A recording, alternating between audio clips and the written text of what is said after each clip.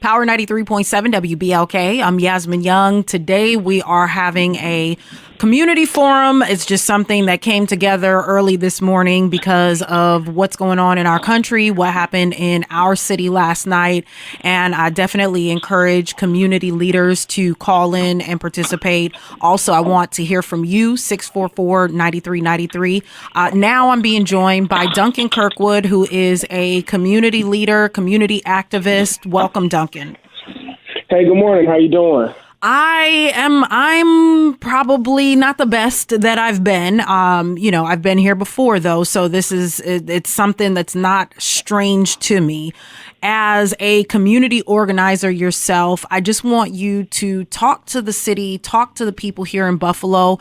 And, what do we do? Where do we go? We need leadership. That's a great question. I think that, after we saw what happened last night, yesterday, from my understanding, I've been talking to folks today, the first protest was really, there was some leadership kind of growing and emerging, and it was peaceful.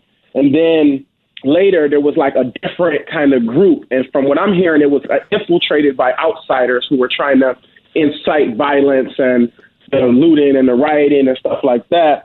And so we really got to be, number one, careful about letting our message get co-opted or the energy be redirected because, there is, I don't want to say a lack of leadership, but there's a lack of leadership. Like right now, there's no voice given directive. People are just mad as heck, you know what I mean? And they're hurting because of this constant police brutality, because of these constant, video does something to people.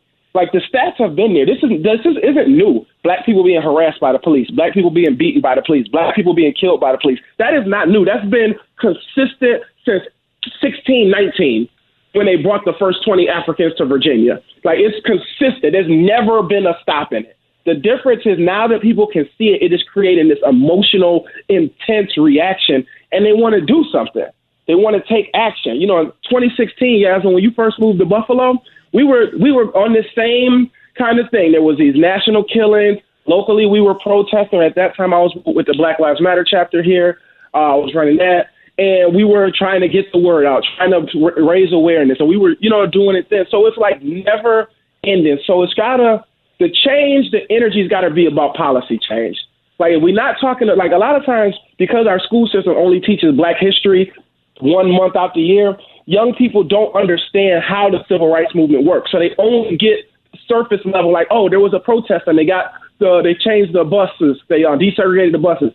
There was a march and they got voting rights. But it was so much more than that. And now the protests, they were not the first step.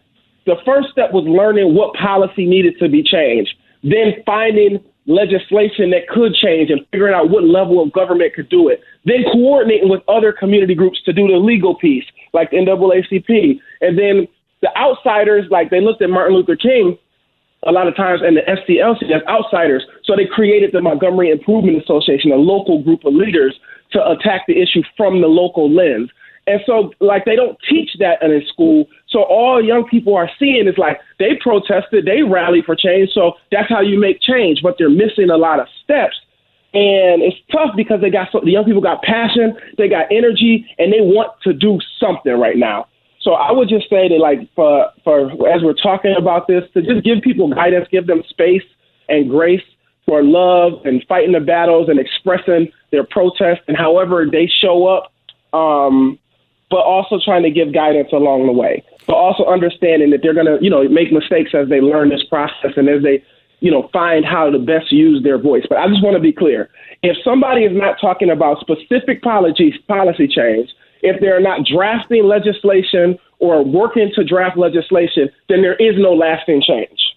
So go ahead. For someone, a young person right now who's listening and who does have that passion, that energy, that anger, and wants that to be utilized constructively, is there an organization in Buffalo that is working on that policy change that they can become involved in and they can actually have, boots on the ground and really make a change?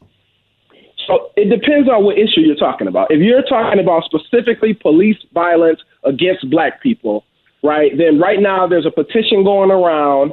I just saw it on Facebook this morning from somebody to change the police advisory committee to a police oversight board or police oversight, basically, so the civilians can investigate the civilian complaints against police and have real power to issue punishment or to suggest punishment to be issued. So they can sign that petition. They can just go to change.org and search Buffalo Police Advisory Committee, and they can sign that petition. That's one real thing they can do. But also, if you talk about police violence, there is the Buffalo BARC, the Buffalo Anti-Racism Coalition. There is,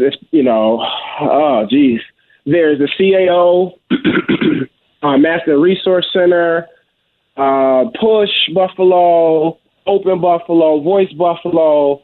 Those organizations all do work with racial justice and also social justice. And there's a bunch more. Obviously, I can't name. I don't know all of them, but a lot of organizations are starting to take on the issue. But for me personally, one thing I learned, because I used to do this, right? Somebody would get killed in another city. I want to protest here in Buffalo. I want to make some noise. I want to lead a rally. If I would tell young people, we got issues right here in Buffalo that need attention, right? We got real issues with the holding center, right?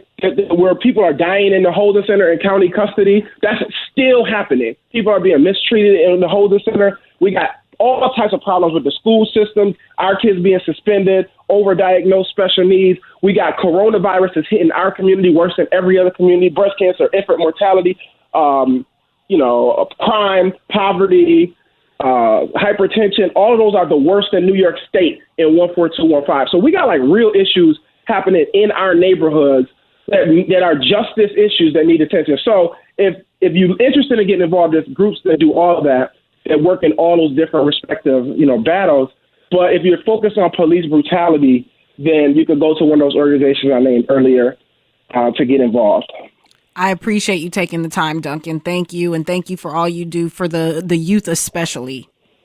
No problem. And thank you for getting the word out of creating this space. I know a lot of people right now are having different emotions, right? Some people are angry. Some people are confused. Some people are hurt. And everybody is dealing with it in the way that they deal with it. So just give people grace. Not you, but tell people, give people grace. Don't attack each other. We all black people all getting oppressed, and we got the house slaves fighting with the field slaves, right? We all are being oppressed in some way, shape, or form. So give each other grace and space to figure out how to do something about it. Don't get mad at one person because they want to do this, or they want to fight it this way and you want to fight it this way. We need to be figuring out ways to come together because we have real challenges in this country. And there is a moment right now where we could harness all this energy and we could actually start moving the needle forward on things, or we could just continue to work in silos, tear each other down as we, get distracted from fighting our enemy. And I appreciate you for creating this space so that we can try to do the work together side of that.